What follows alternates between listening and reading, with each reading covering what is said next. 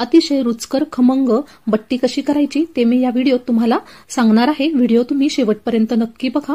अतिशय सोप्या अशा ट्रिक्स मी सांगणार आहे, त्यामुळे तुमची बट्टी ही हमखास खुसखुशीत होईल। आधी बट्टी करण्यासाठी आपल्याला मसाला दळून घ्यायचा आहे।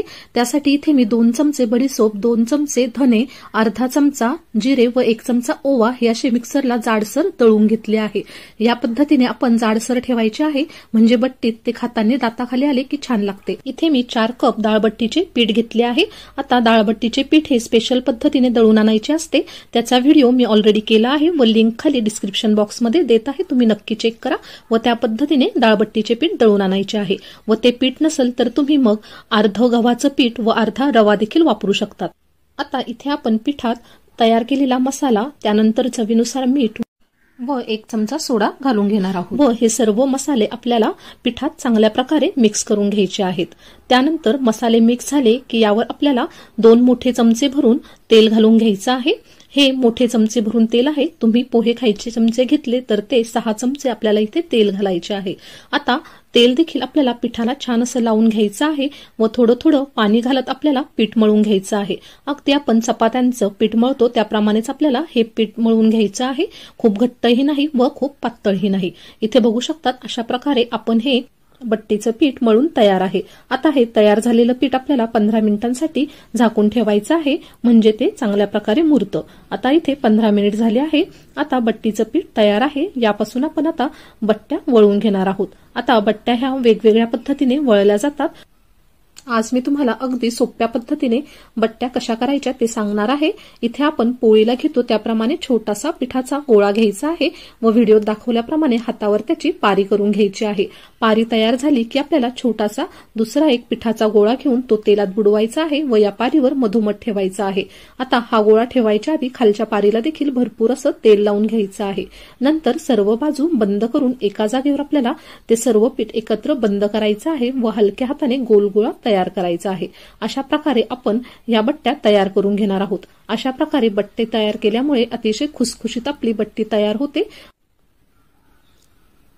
तुम्ही देखील या पद्धतीने बट्टी नक्की तयार करून बघा व कशी झाली ती मला कमेंट सेक्शन मध्ये नक्की लिहून कळवा। अशा पद्धतीने बट्ट्या करण्याची ही अगदी सोपी पद्धत मी तुमच्यासोबत शेअर करत आहे। तुम्ही कशा पद्धतीने बट्ट्या करतात ते देखील मला नक्की लिहून कळवा।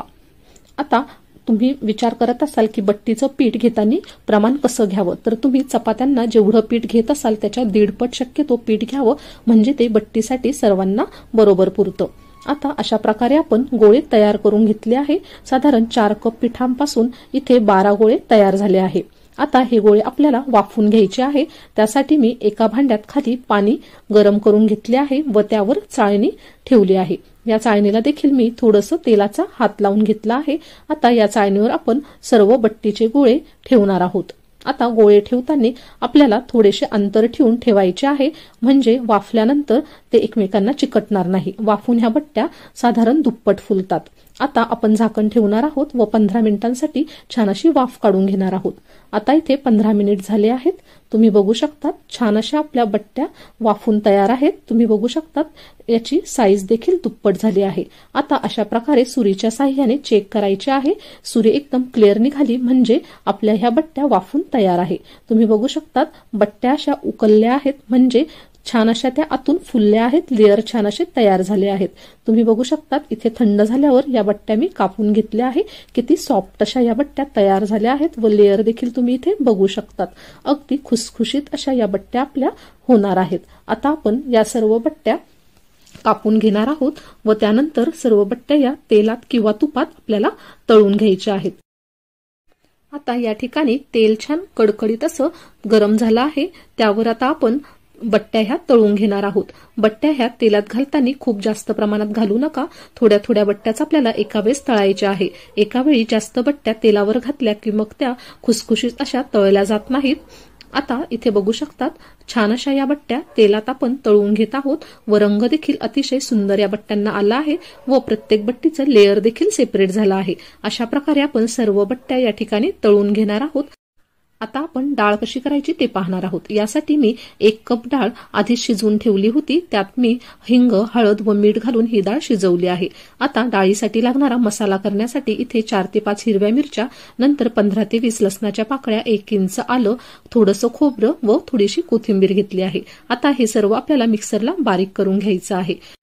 यानंतर कढई गरम झाली की यावर आपण 2 चमचे तेल घालून घेणार आहोत। तेल छान गरम झाले की यावर आपल्याला जिरे मोहरी घालून घ्यायची आहे। जिरे मोहरी तडतडले की कढीपत्ता व हिंग घालून छान अशी फोडणी तयार करून घ्यायची आहे। त्यानंतर आपल्याला तेलावर 1 बारीक चिरलेला कांदा घालायचा आहे। कांद्यामुळे डाळीला छान अशी चव येते। कांदा देखील आपल्याला तेलावर छान परतून घ्यायचा आहे। कांदा खूप लाल न करता थोडा ट्रान्सपरंट होईपर्यंत परतला की त्यावर आपण तयार केलेला मसाला घालून घेतला आहे। त्यानंतर लगेचच आपल्याला त्यावर 2 बारीक चिरलेले टोमॅटो घालायचे आहे। टोमॅटोमुळे देखील डाळीला छान अशी आंबटसर टेस्ट येते। त्यानंतर आपण थोडीशी कोथिंबीर या ठिकाणी घालणार आहोत। अशा प्रकारे फोडणीत कोथिंबीर घातली तर त्याचा स्वाद अतिशय छान लागतो। आता हे सर्व जिन्नस एकत्र परतले की आपल्याला यावर थोडीशी हळद, इथे मी पाव चमचा हळद घातली आहे, 1 चमचा लाल तिखट घातला आहे व 1 चमचा गरम मसाला घालून घेतला आहे। आता हे सर्व जिन्नस आपल्याला छान असं या कांद्यावर परतून घ्यायचं आहे। आता हे परतलं की यावर आपण शिजवून घेतलेली डाळ घालणार आहोत। तुम्ही ही डाळ करताना तुमच्या आवडीनुसार घट्ट पातळ करायची आहे। बट्टीसोबत काही भागात ही डाळ घट्ट खाल्ली जाते किंवा फिक्की डाळ देखील खाल्ली जाते व काही भागात पातळ डाळ केली जाते। आता आमच्याकडे पातळ डाळ केली जाते। बट्टी ही चुरून खाल्ली जाते, त्यामुळे पातळ डाळीसोबत अतिशय छान लागते। आता मी या ठिकाणी थोडंसं आणखी पाणी ऍड करणार आहे व पातळ अशी ही डाळ करून घेणार आहे। तुम्ही तुमच्या आवडीनुसार डाळीची कन्सिस्टन्सी ठेवायची आहे। आता या ठिकाणी या डाळीला उकळी आणून घ्यायची आहे। साधारण 10 मिनिटात डाळ ही चांगली उकळायला लागते। थोडीशी डाळीला उकळी आली की यात मी चिंच भिजत ठेवली होती, ती थोडीशी चिंच घालून घेणार आहे। इथे तुम्ही चिंच स्किप देखील करू शकतात। त्यानंतर 2 चमचे इथे मी गूळ घालून घेत आहे। त्यानंतर थोडंसं चवीनुसार आपल्याला मीठ घालून घ्यायचं आहे। मीठ हे डाळ शिजवताना देखील घातलं होतं, त्यामुळे त्या अंदाजानेच मी इथे थोडंसं मीठ घालून घेतलं आहे। आता 10 मिनिट आपल्याला ही डाळ उकळून घ्यायची आहे। 10 मिनिटात डाळ ही छान उकळते।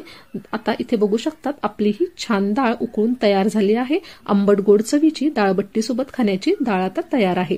इथे तुम्ही बघू शकतात बट्ट्या देखील अगदी खुसखुशीत दिसत आहेत। प्रत्येक लेअर ही सेपरेट झाली आहे। अगदी सहज हाताने ही बट्टी आपली मोडली जाते। अगदी खुसखुशीत खमंग ही बट्टी आहे। आता आपण डाळ बट्टीची थाळी लावून घेणार आहोत। इथे बघू शकतात ताटात मी डाळ बट्टी वाढून घेतली आहे। त्यासोबत कोशिंबीर व बटाट्याची भाजी आहे व मीठ, लिंबू व कांदा यासोबत आपली एकदम साधी दिसणारी परंतु बघता क्षणी खाऊशी वाटणारी अशी ही डाळ बट्टीची थाळी तयार झाली आहे।